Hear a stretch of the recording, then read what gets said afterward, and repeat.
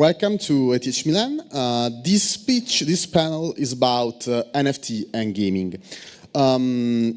It's kind of an important debate, like the relationship between these two worlds, and we will go deeper into that with these super cool guests that they will present each other in a few minutes. The thing that I want to ask you first, also to help the speakers understand you, is that how many of you have an NFT in your wallet? Raise your hands. How many of you? Guys, I love you. Everyone has a wallet, everyone has an NFT. You are in the right place. So, should we start? And I will present first Guillaume Jacobs from DVRS. Do you want to present yourself? All right, thank you very much. Hi, everyone. Very happy to be here. So I'm Guillaume Jacobs. I'm head of strategy and co-founder of Diverso, a Web3 studio that's based in Milan. Basically, what we do is that we try to guide and advise brands on their journey on Web3. So we do have projects that contain NFT strategies, community building, custom-made product on the blockchain, and we're advising more Web2 companies, which is, I think, interesting, speaking to these guys and trying to make them understand why Web3 is relevant for them. But we did also provided assistance with tokenomics for a lot of Web3 projects, especially crypto games. So very happy to be here, and I'm gonna let you present yourself. GM everyone, this is Morteza, and CEO and co-founder of Intraverse. I'm coming from background of the corporate. I was working in Accenture, but I was digital inside. So I'm always, buying NFTs. And what we are doing as Intraverse, so we are define ourselves as an engagement layer, gaming engagement layer. So what we do, we bring NFT connections together and making gaming and competition between them to create some engagement for the collections, for the metaverses, and also different chains. We got granted from Polygon and got sponsored by Bored Ape Council. And also, 20 days ago, we were organizer of the NFT Fest Lugano. And we are inside this journey, inside this bear market, building market. I'm really happy to see that the room is full and lots of enthusiasm is here. Fifi? Yeah, all right. So my name is Fifi. I'm from France. I own a coffee company, so I'm more of a Web2 entrepreneur. But since 2020, I've been falling down the rabbit hole of DeFi, DAOs, and NFTs.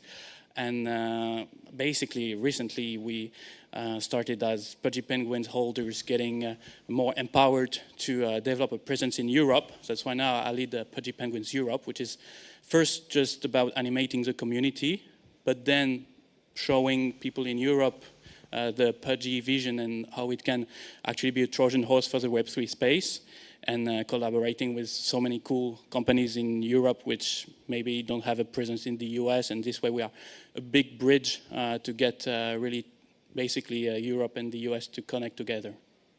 Thank you, Fifi. So you may ask, who's this guy sitting together with the speaker? I present myself. I'm Matteo. I'm the creative director and the creator of a video game that is called Vesper Zero Light that you can find on PC, Nintendo Switch, and PlayStation. And I collaborate also with Diverso to bring brands on the blockchain using the power of the Web3. Just to sum up a little bit. Otherwise, who's this guy? So let's go deep into the conversation. And I want to start with the first question that is more about the state of the art at the moment. So as Morteza said before, we are in a bear market. We have to say that. Luckily, I see a lot of people in front of me, so I appreciate it a lot. And, in this status of the things, NFTs has seen kind of a decline, let's say, in terms of number, in terms of reach, etc., etc.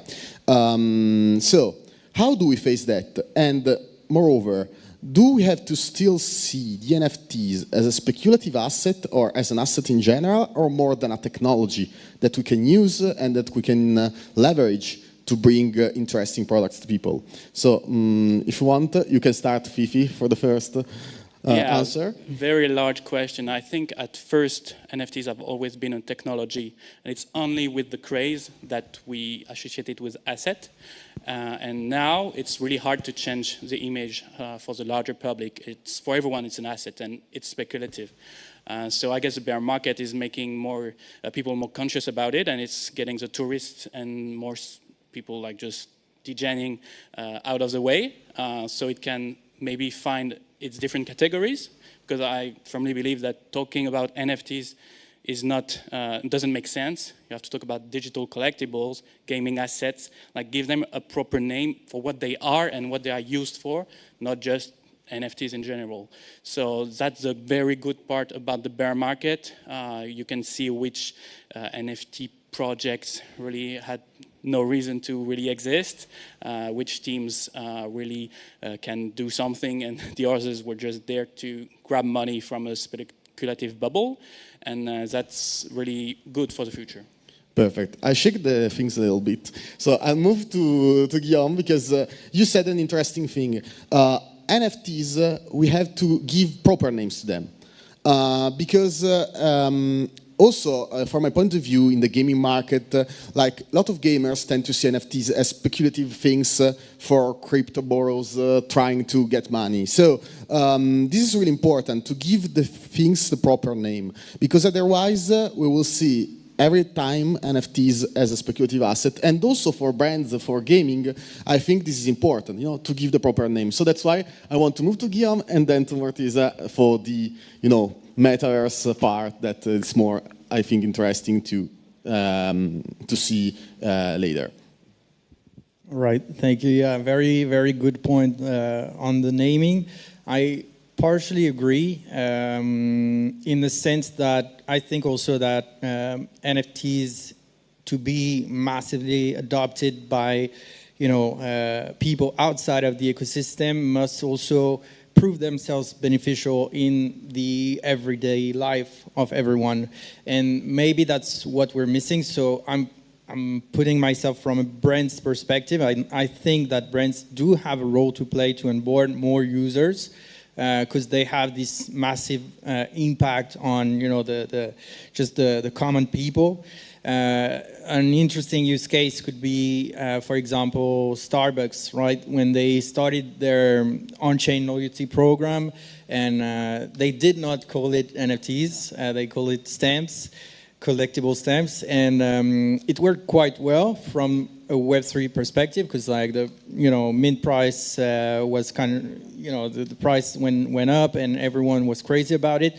What I'm just asking myself is that, did it work for the Web3 ecosystem? Because maybe Web3 enthusiasts saw that there was an opportunity there to make money, because it was Starbucks making these stamps, or are actually like real people, real like Starbucks aficionados buying these stamps? And that's something we need to solve. Maybe the mindsets need to change a bit. We're not quite there yet, to me, but the mass adoption could occur thanks to Web3 players, Web2 players working hand in hand and proving the fact that it's actually changing and impacting people's life. And I don't know if NFT is the word NFT can freak people out. Maybe it's the case, because so many bad news, we've seen recently, like the infamous article about 95% of NFTs have no value now, something like that. And that's very hurting the whole ecosystem, in the regard of the public opinion, I guess. I don't know, what's your take on it, Moritz?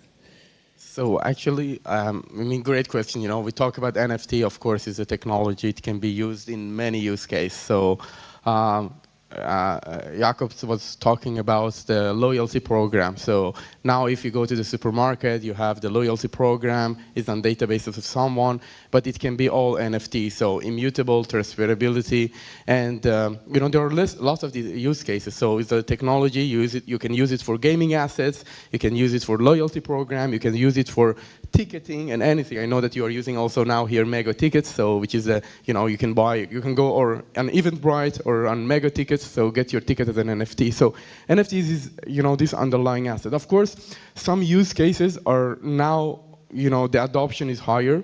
It can be like gaming, because as NFT born with these kind of PFPs and all these cool assets as digital assets, and these digital assets need to live also, as a character in the digital world, and gaming is a right medium for them. So if you have a Pudgy PFP, Pudgy JPEG, you want to use it, and where do you want to use it? Of course, you can wear your merch like Fifi, or you can use it as a digital asset, and inside the games, in the Pudgy world, or inside other metaverses. So I think gaming is huge, and it will bring a huge adoption.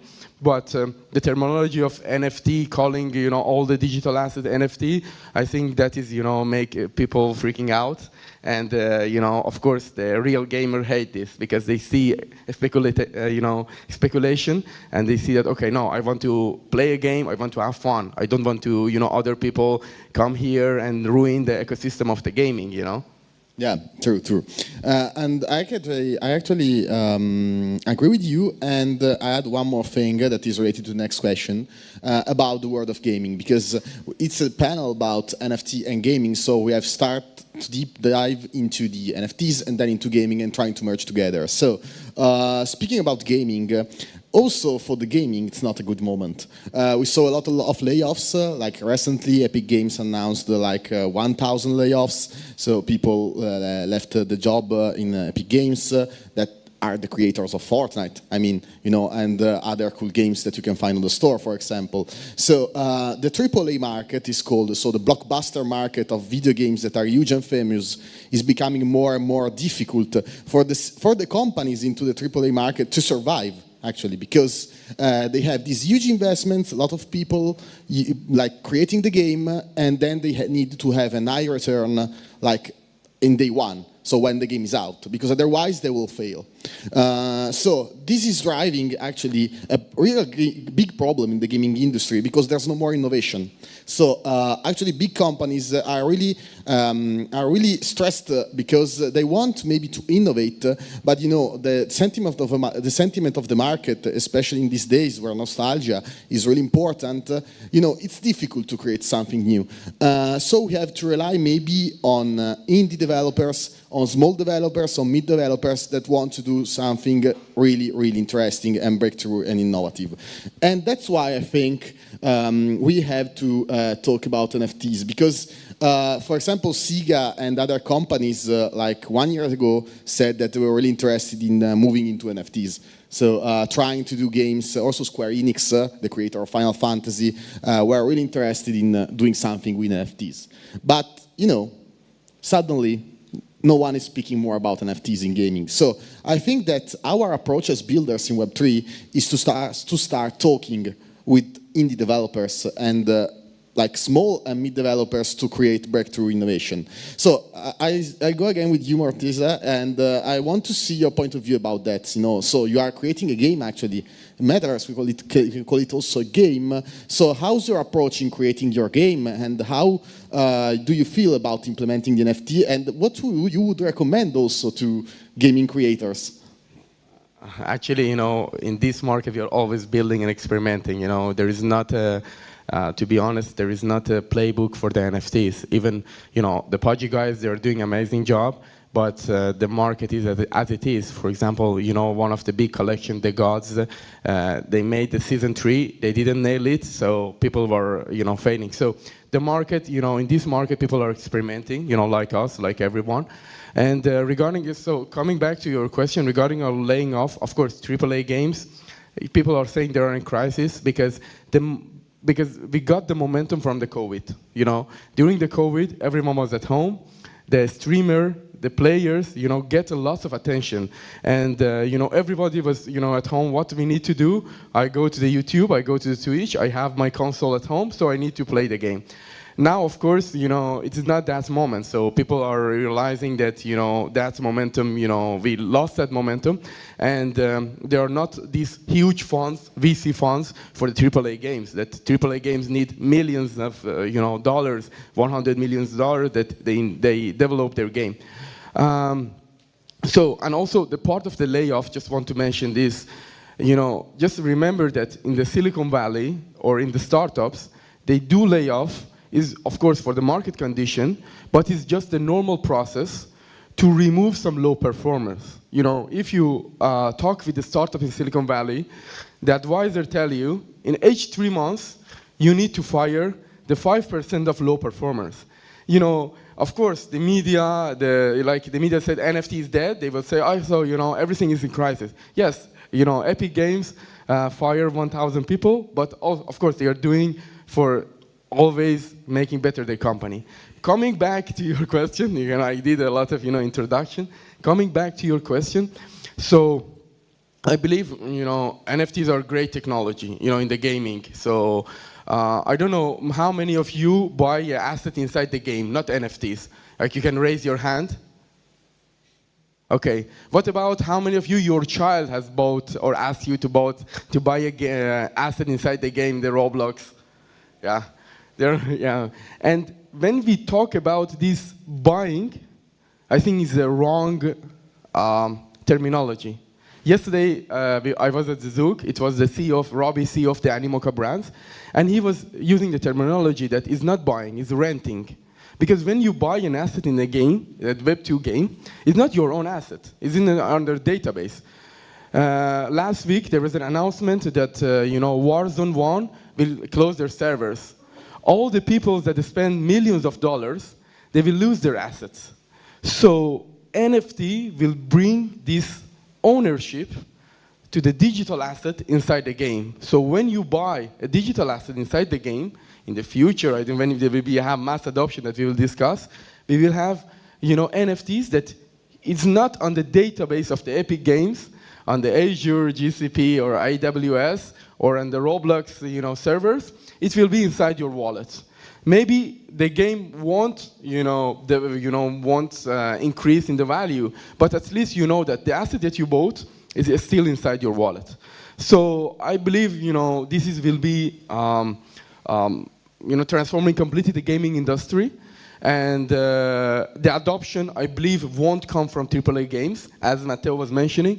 There will be a smaller studio, the indie studio, that they try to experiment with that. We say that, okay, I have a couple of millions, I have less than 1 million, budget. I try to experiment with the NFT and let's see what will happen.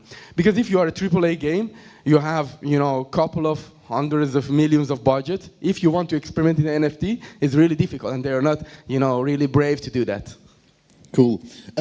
Fifi, I know you're part of the Pudgy Penguins family. I can see it. And how's your approach about gaming? Because I know that you are interested into gaming as a family, as a Pudgy Penguins collection. So I want to see your perspective about that. So we are talking about gaming we are talking about NFT from the gaming perspective, but now I want to see from the NFT perspective, people, let's say, how they see gaming and how why it's important for them.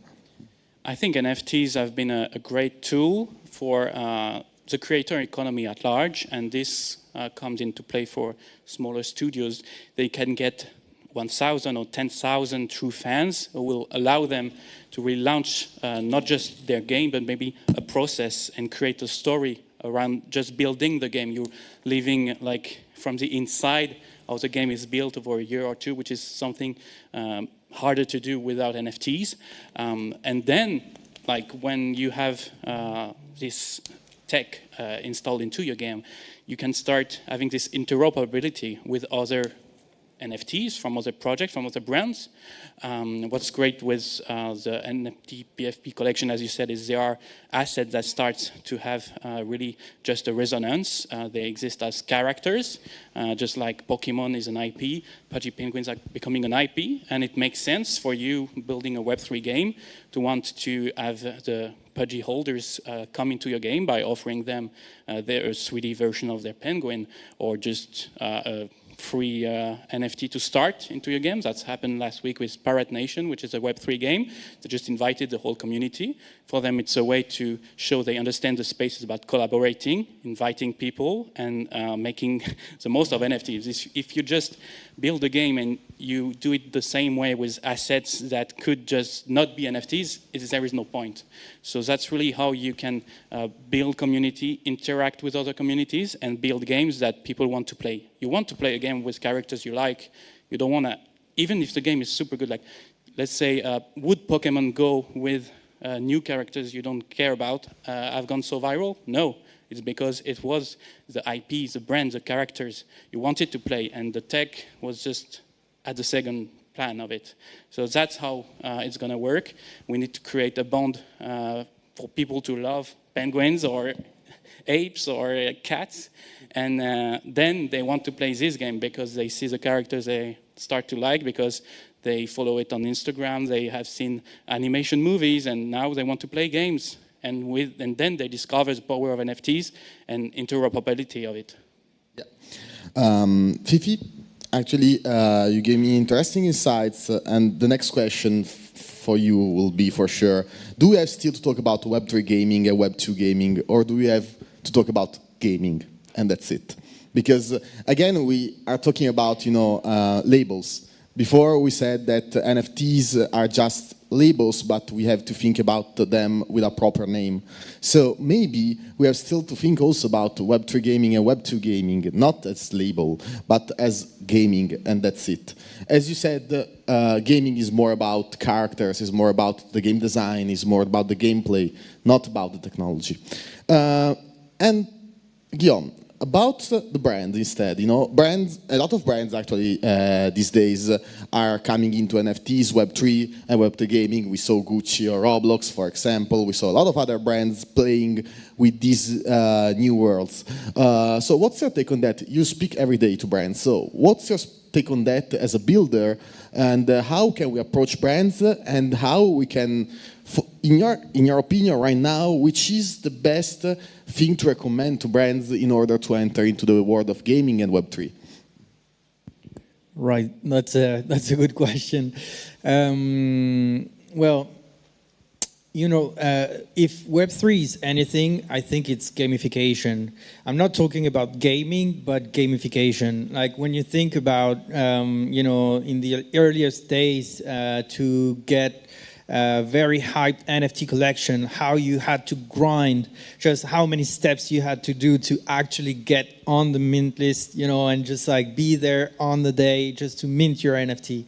And this logic has been applied from where I stand to everything Web3. It's very gamified. It's all about rewards, it's all about access, and secret groups, and the who's got the info on the inside, knowing something before the others. And from what I've seen with brands is that they fully embrace this approach to gamification, and whenever they want to do a Web3 project, gamification is like a central piece of the strategy, and you can see why some platforms like delle, for example, have worked so well, because they understood that from the beginning, that it was not only about Web3, about NFTs, decentralization, but it's also about the user experience that gamification is bringing to the table. And that's why I think they've been so successful. One interesting case study that comes on top of my mind is this horse betting company that's called PMU. It's a French horse betting company, and they actually came up with a crypto game for PMU. So you had to mint an NFT of a horse. The metadata of this NFT was indexed on the actual horse performances, and you can make your horse, compete with other horses, and they develop a whole venture around this crypto game, which is crazy to me to think that a very kind of old family held company could come up with a crypto game just to engage more with their fans. And I guess that's a very positive signal from brands that they're embracing this gamified logics. We can see it also among a lot of fashion brands, since it's all about exclusivity, it's all about who's gonna get in first, etc. So it works very well, and they're all about gamifying the whole process. So yeah, from my perspective, that's what I think about the whole gaming brands relationship. Perfect. Another interesting thing that I want to underline in this panel is that actually we are talking about gaming, we are talking about NFTs, we are talking about labels especially, and I think that we have still to figure out the future. Because at the moment we are in a stage, we are in a bear market in which there are a lot of possibilities that can be explored. And I want to ask you, all of three of you, in 5 years from today, how do you see NFTs merge with gaming, and how do you see the possibilities, and especially how can we bring the mass adoption to the market? Like, for example, the ChatGPT moment of the, let's say, Web3 gaming. In your opinion, how it can be developed, and how we'll see the space of NFT gaming in 5 years? I'll start with Fifi, if you want. If you want. Yeah, I can start. I think in 5 years, all the tech across blockchain technology and everything will be changed. Like right now, we have so many constraints in terms of gas fees, of layer 2s, layer 3s. We don't really know where it's going. In 5 years, we're going to have so much more clarity that this, which is a big problem for gaming, because you have so many transactions, if you want to put everything on chain in a game, it's a mess. So this will be out of the way. Now, today, I'm sure it's really hard to guess which game, like if there is one game that can change everything. I think we need that. We need a game that has truly new mechanics, that is both just addictive but also sustainable in its economy to really get the attention of everyone, so it becomes a model. We need one model that then will be replicated, and that's how you get to mass adoption for me. You need to break the barrier, make it really not just a game that now has NFTs. It's really cool to have, like they close your server, you still have an NFT, but if there is no other server run by any other company or the community itself to run it, then it's still worth less. It doesn't matter. So it will take maybe an ecosystem, maybe a metaverse to just maybe save a lot of games and reunite everyone in one structure. And I'm looking forward to it. It's hard to imagine the future in terms of, because right now we have so many barriers to it. Cool. And starting from your example of PMUs, Guillaume, how do you see, I said, the market in 5 years for NFT gaming?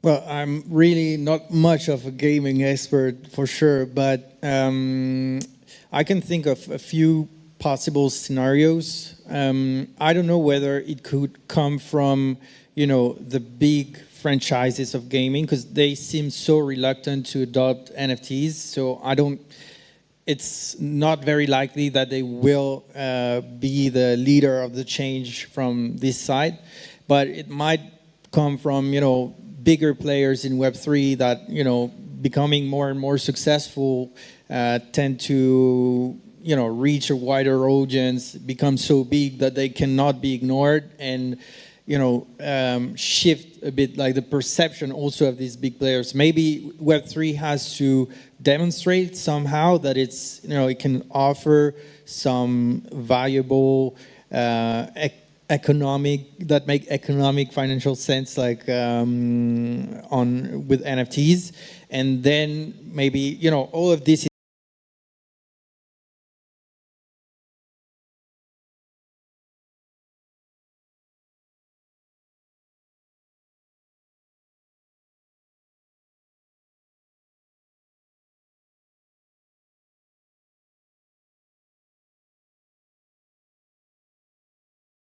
proving by example, then others bigger players will follow and will say, okay, oh wow, we really like did not see that coming, and that's what will make this big change, in my opinion.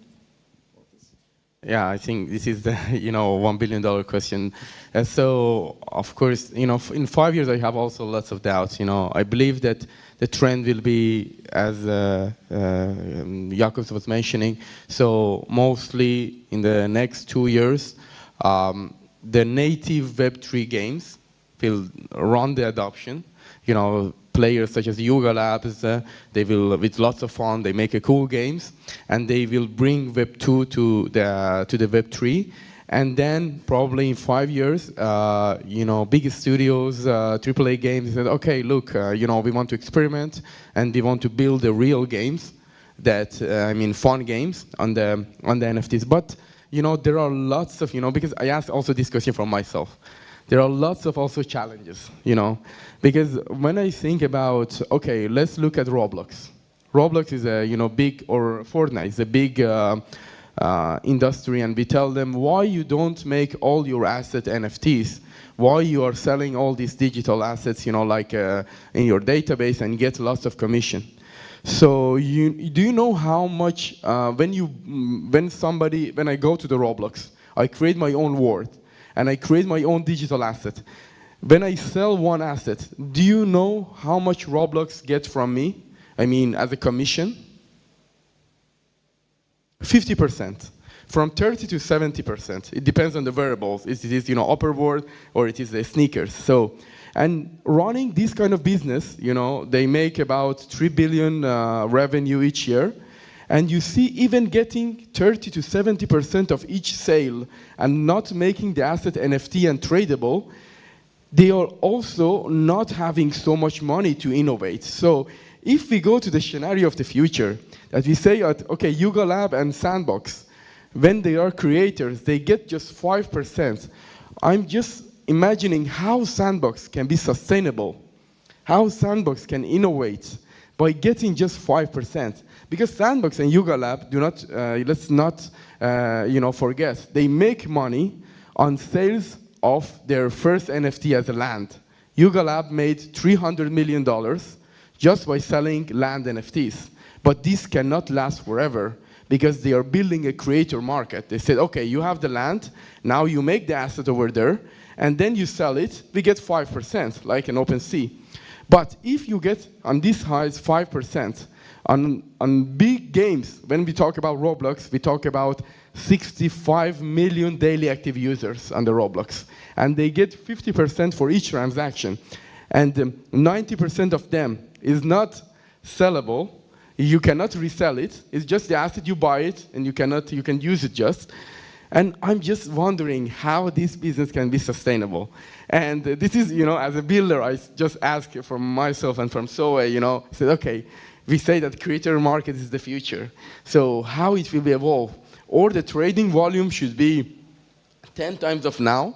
Now the games market is 200 billion revenue each year. It should be 2 trillion to make it sustainable, or how it will be. I don't have the answer, to be honest, but this is the question also, I ask from myself. But still, again, you gave interesting insights to us. So I will add some spice right now, because we are almost closing this panel, but I want actually to add some spice, and I want you to answer also. So from my point of view, there are two big blockers for the NFT adoptions into gaming. First of all, one of the power of NFTs is interoperability. So like I can have like an asset of a rifle in Call of Duty, and I can use this asset maybe in Halo, okay? But there's a big problem there. We are talking about different IPs, we are talking about artistic direction. So as an artistic director, for me it's a nightmare to design different, for example, skins of this rifle for different games. And how can I balance it also? Because it's also in terms of balance of the game itself. How can you balance this NFT into the world and the gameplay? Because I can bring like a super massive rifle into my game, even if I'm playing it from 5 minutes, and I became legendary. I can kill everyone and I can win easily. So, for example, this is one, I think, important constraint that we have to solve, and I don't know if the solution will come from Web3 gaming or game developer. That's an interesting question. And the second spice I want to add is about a simple question. How many game designers there are in Yuga Labs or these kind of players? Because how many game designers are into this NFT space, into the Web3 gaming? Because I think that having this kind of figure is fundamental for success, because you have to design, first of all, fun.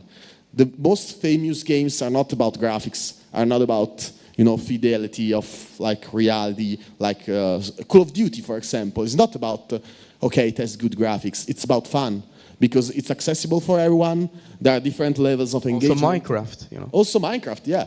I mean, so it's not about the graphics. It's about something different. It's about fun and engagement. So the spice I want to add. So these two questions, I think, are really interesting, because I think these are two of these blockers. So in your point of view, how can this be solved? Or if you have another take on that, for example, maybe you not have a solution. Right now, no one has the solution here, but we are still here to talk about that and try to exchange our visions. Yeah, okay, I like this spice, when the panel gets, this controversial. So if everybody say here, okay, the future of gaming is Web3, it's easy, but there are lots of challenges, as also Matteo was mentioning. So, exactly this question that you were the first challenge you said about the gameplay balance between these different asset interoperability.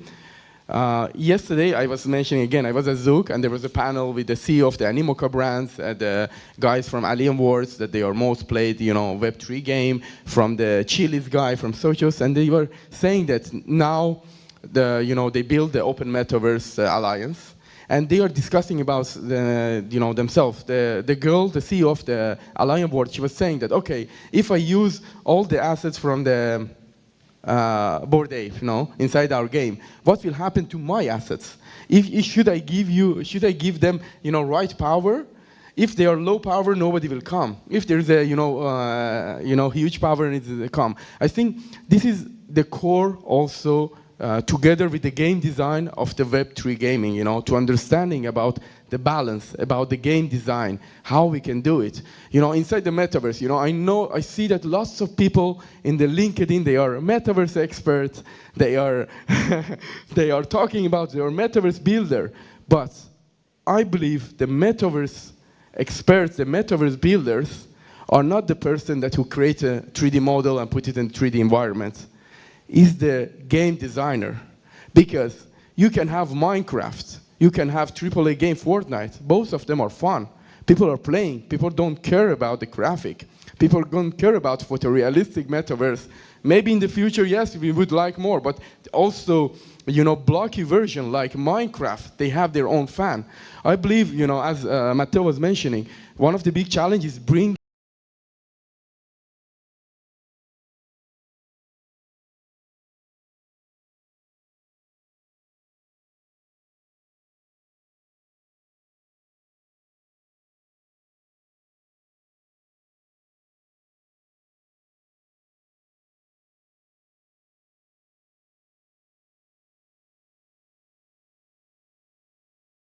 of Activision Blizzard as their CEO. They are, all in the gaming. But when they are, bringing also the designers, they need sometimes to educate them. They need to tell them what is Web3 gaming, because what is also they care.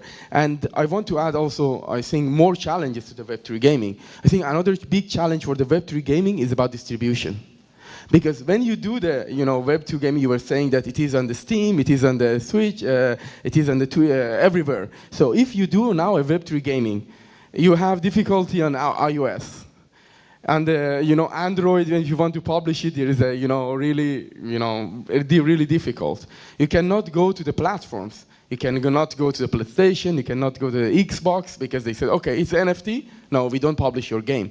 So there are lots of challenges, and I believe that we need more and more for also the metaverses, game designers. 3D, it can be solved in the 2 years with the AI, but we need more game designers that understand the fun of the Web2 gaming. And some aspects, still, we need to understand some aspect of economy of the Web3, because right now, if we want to see the adoption of Web3, it still is degen adoption, because also you see Yuga Lab, they have more than $700 million, as a reserve. They don't do a game that is for the Web2 still. Their main focus is the Web3 community, because they know, that they can hire anyone. They hire the CEO of Activision Blizzard. They can hire anyone. But they know that they need still, first, in this market, goes to the Web3 people, make really good games. Look at the last game of the Rec League, from graphics, the AAA game. They developed for 2 years. But, I think the adoption will go from Web3, and then in 5 years, Web2 people, Web2 agencies, Web2 studios will go there. When you ask a question, I put more and more doubt on your question. You want to add some? I mean, after that, I don't have much to add. It's so right that when you think about it, the way we cannot just think about the future because it seems so far away, because we have so many barriers. It just maybe it takes more than a visionary, and then it's really hard. And the fact that Yuga Labs is leading the way in a very, I feel like they're just playing the perfect playbook with small games every 6 months, a new activation, which keeps the Web3 people excited. Because one point that could happen is if the current Web3 community loses interest, then it's all dead. So it's really important to keep the degen excited for mass adoption to arrive when all the barriers are done. So yeah, shout out to them. Okay, and again, I think that you said the really interesting stuff. So if there are no degens, Web3 gaming is dead. So how do you approach these from the Pudgy Penguins perspective? Because I think, your case study is really interesting, You have this collection that is one of the most beloved in the NFT space, but, it built a reputation along the time, Pudgy Penguins is a long story, we know that. So how do you approach that? Because you know that gaming is important, and how do you approach that in the future? As a Pudgy Penguins study case. So one fun fact is previous team, the founders of the Pudgy Penguins, had in their plans to launch a fishing game. And looking back from today, we're so happy they didn't do it. So it was a time where all projects just had to do a game. It was like the meta, as you say, like Cool Cats is the best example of that. And then today, like last month, they shut down their game and even changed their NFTs, which is something you're not supposed to do because NFTs are forever. So it shows that you just need to take gaming as one part. Like when you're building a brand, if you focus too much on gaming, you're becoming a gaming project and not a full brand with characters, with stories, with lore. So we were lucky that this game didn't exist. Yet recently, we launched Pudgy World, which is more like a social and digital experience, which had really the main purpose was to be the cool part of the toys. So Pudgy Penguins, if you're not aware, they released a toy collection of plushies and figurines. They are now in 2,000 Walmarts all over the US, and they are coming soon to Europe through Smith's Toys, through Europe, sorry. So that's going to be cool. And when you buy one of these plushies, because you find them cute, they're cute penguins, you have a little QR code which gets you into this Pudgy World experience, where you just sign up with an email. It creates a smart contract wallet for you, so account abstraction, really, you don't need to worry about anything. And it's on a layer 2, so no gas, it's all paid by the company. And you open trade boxes. It's like a surprise. It's a gamification again, really at the core of the Web3 space. So you have this hat, this jacket, and you can put them on your avatar in this game. So far you have 2 mini games, chess and Pengu Dash, which you can play with other people. You have leaderboards, you can add people as friends, chat with them in a lobby. So it's like a metaverse, like reminds of Club Penguin, if you're aware. It was a very popular game 10 years ago. And that's actually gaming with Web3 in the back and just cute toys in the front. And that's bringing thousands of people to discover Web3 without hearing about NFTs. It's all just a QR code, an email, you get traits, you personalize a penguin. But they are using NFTs and they are enjoying it.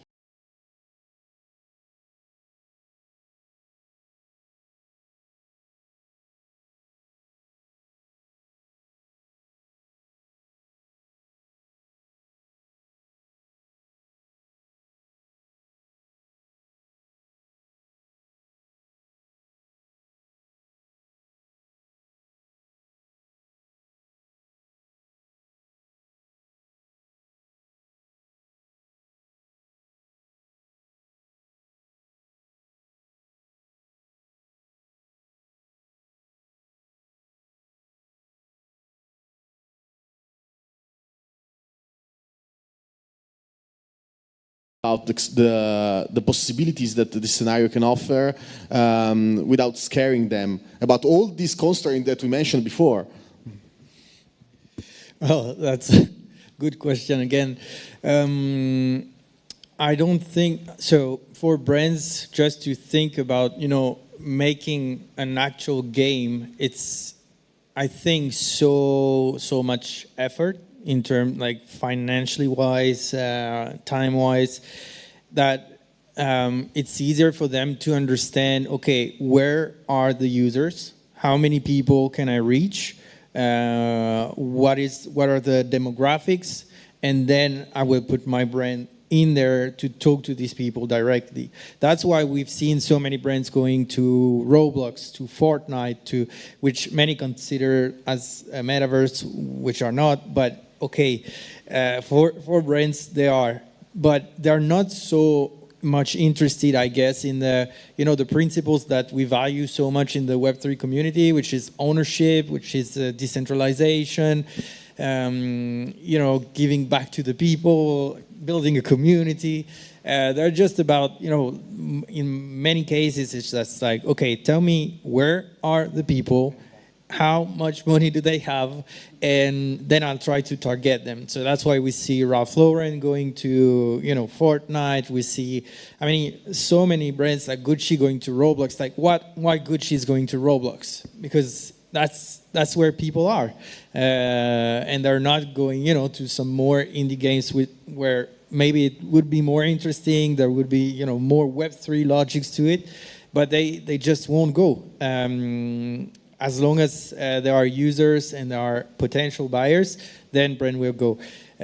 Why I mentioned the case study of PMU before, the horse betting company, it was because that struck me as like they actually invested in like making a game, which is not something that you see a lot. They will partner with the important gaming platforms which have users, but otherwise I see it very difficult for brands like just to take part in gaming in the sense that they're going to build games. Perfect, thank you, Guillaume. And I think that we are almost finished, so the panel is almost finishing. So to sum up, actually, we are in this bear market, and every time in the bear market, we saw a lot of possibilities. Into the crypto space, we saw that bear market are really useful for us to understand us better, to work, to actually evaluate the really powerful projects that can go out this bear market and try to reach the main stage. So if you have some question, feel free to ask. We have like 3 minutes of question and answer. Otherwise, you can relax. You can go to the garden. There's the sun outside. So, and then for the next panel. Do you have some question?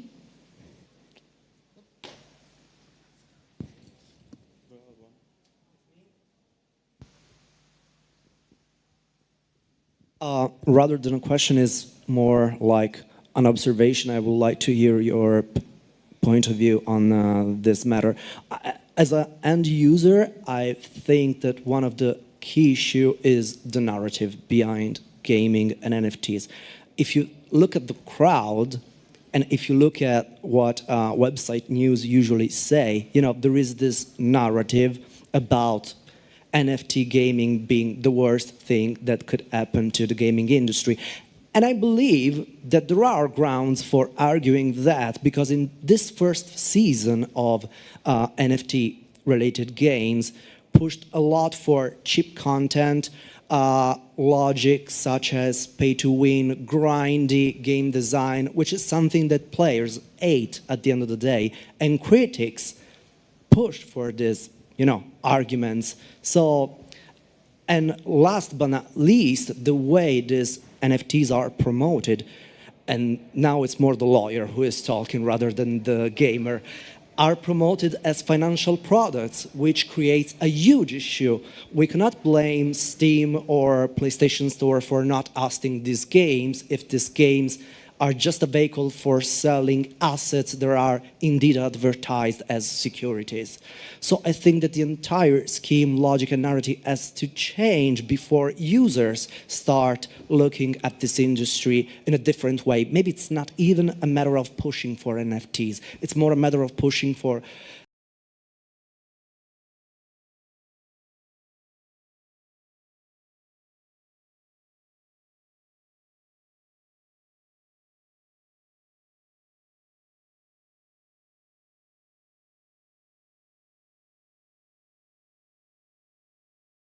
Call of Duty. Could I rely on color coded schemes, convert a green weapon into another green weapon of the same kind? Yeah, but this better than me. There are a lot of complications. But yeah, I think that the narrative is the first thing to change, and the business model underlying NFT gaming, and as a natural result, the game design behind these games. So what do you think about this broad? I think you are totally right. We just have 2 minutes, but by the way, I think we are totally right with that, and I think that you deserve an applause also all together, because I think that this is also another interesting key issue that we have.